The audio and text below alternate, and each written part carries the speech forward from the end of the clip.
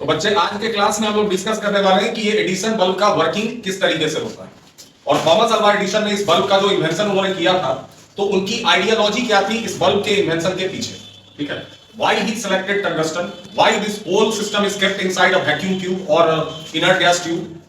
और टंगस्टन ही उन्होंने क्यों प्रीफर किया, जबकि और भी मेटल्स थे हमारे पास में, इवन की एलॉय भी थे जिनकी रेसिस्टेंस बहुत ज्यादा होती है, मेल्टिंग पॉइंट भी कुछ हद तक ज्यादा होती है, लेकिन एलॉय के जगह पे इसे उन्होंने टंगस्टन का सिलेक्शन क्यों किया, ठीक है।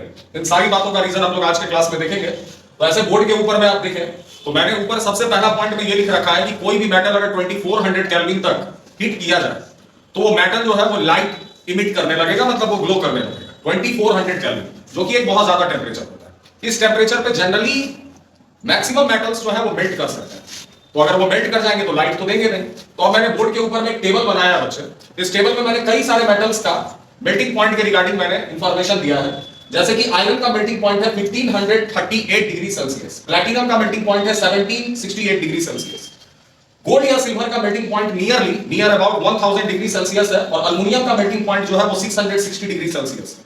अल्युमिनियम को जनरली हम लोग रैप करने में, रोटी वगैरह रैप करने में जो है यूज करते हैं। इसकी मेल्टिंग पॉइंट बहुत ही कम है 660 डिग्री सेल्सियस, यानी इस पर्टिकुलर टेंपरेचर पे ये सारे मेटल पिघल जाएंगे, पिघल करके मॉल्टिन स्टेट में आ जाएंगे, राइट। तो अगर हम देखें इस टेबल में तो सबसे ज्यादा जो मेल्टिंग पॉइंट है, मैक्सिमम मेल्टिंग पॉइंट जो है वो टंगस्टन का है, ठीक है।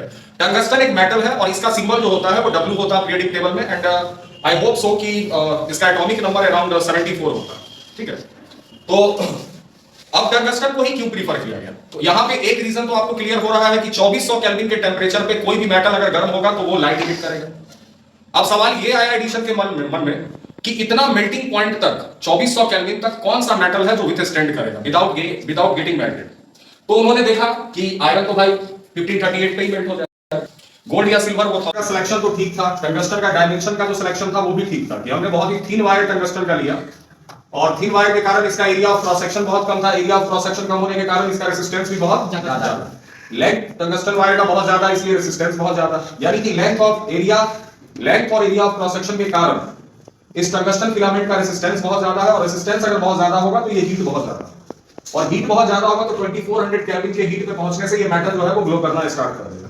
लेकिन प्रॉब्लम ये आ रही थी कि 2400 केल्विन के टेंपरेचर पे ये जो टंगस्टन का फिलामेंट है इस टेंपरेचर पे एटमॉस्फेरिक ऑक्सीजन के साथ में रिएक्ट करके ये कंबशन कर देगा, ये जल जाएगा, ठीक है। ये एक बहुत बड़ा मेजर इशू था जिससे एडिशन फाइट कर रहा था, और इसी इशू को सॉर्ट आउट करने के लिए एडिशन ने क्या किया, इसको एक फ्लास्क के अंदर, एक ग्लास के ट्यूब के अंदर में इस पूरे सेटअप को रख लिया, और उसके अंदर उसने इनर्ट गैस या जिसे आप नॉन रिएक्टिव गैस कहें, जो गैस जो है इस फिलामेंट का 2400 केल्विन के टेंपरेचर पर भी उसका एटमॉस्फेरिक ऑक्सीजन के साथ में रिएक्शन नहीं करने देगा। आया बात समझ में। अब जैसे अभी मैंने फ्लास्क को हटा दिया तो मतलब इसके सराउंडिंग में फ्लास्क के अंदर में जो भी इनर्ट गैस था वो तो अब है नहीं।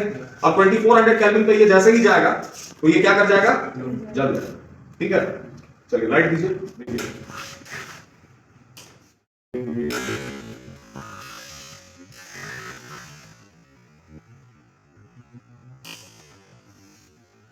ठीक है। आया बात समझ में।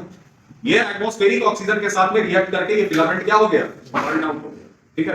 तो वहां नॉन रिएक्टिव गैस जो इस फ्लास्क के अंदर में रखा गया था, उस ग्लास ट्यूब के अंदर में रखा गया था, वो क्या करता है, इसका एटमॉस्फेरिक ऑक्सीजन के साथ में इसके कांटेक्ट को कट कर देता है, ठीक है। इस फिलामेंट को 2400 केल्विन के टेंपरेचर पे ऑक्सीजन के साथ रिएक्ट होने से प्रिवेंट करता है, रोकता है। आया बात समझ में।